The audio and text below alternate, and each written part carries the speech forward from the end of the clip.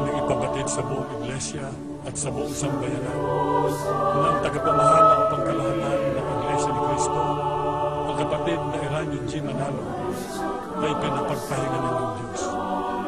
Pumanaw siya sa kanyang tahanan sa ganap na alas 3:53 ng hapon, kahapon, Agosto 31, 2000 siya, sa bulang na 84 na taon.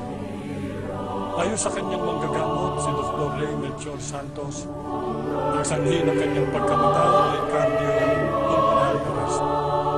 Ang kanyang labi ay nakaburol ngayon sa Templo Sentral ng Iglesia ni Cristo dito sa Quezon City.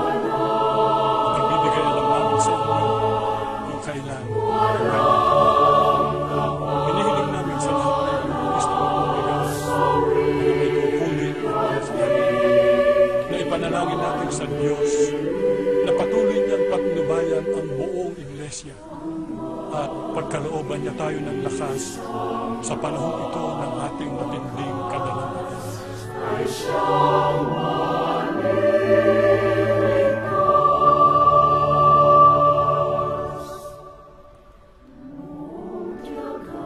Sila'y manghihina at kukulangin ng lakas.